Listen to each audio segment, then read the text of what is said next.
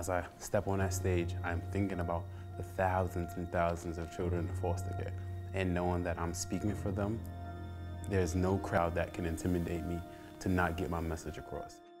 My name is Demetrius Johnson, and I'm a motivational speaker.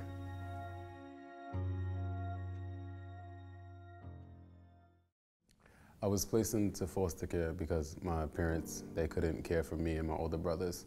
So ACS, they came and took us out of their home when I was just a couple of months old. And my older brothers, they were about 6 and 8. So from the ages of 6 to 12 and 6 to 13, I was adopted. So I was with one parent for the whole entire time. But when I turned 13, that's when I went to about 25 different foster homes.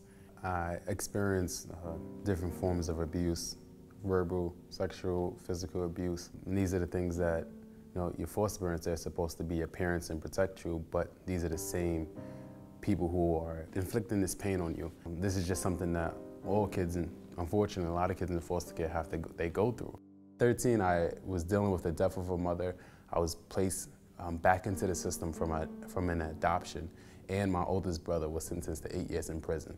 So a 13-year-old boy dealing with all of this, no one took the time to really understand where I was coming from. So all of this anger continued to build up inside of me because I was running the streets, I was hanging out with the wrong group of kids, and as a consequence of that, I was placed in a juvenile detention for 4 months.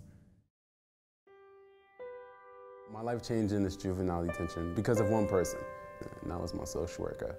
When everyone said negative things about me, she would always remind me, no, Demetrius, you're going to accomplish great things. You're going to do great things, and I believe in you. I felt that I had a responsibility to make my social worker proud.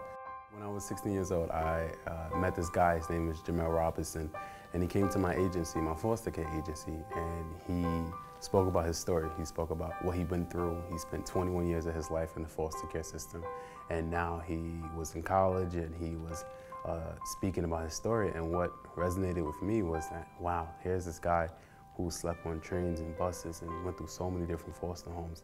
Here he is speaking so eloquently, and he's dressed so professionally. I'm like, I want to get to that point.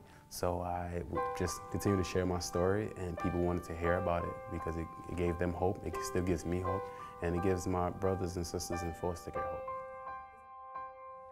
So my most recent achievement, which I'm very, very proud of, I earned the highest GPA in my associate program. What I thought to myself was like, wow, those 10 hours in Starbucks are paying off. And I'm really proud of myself.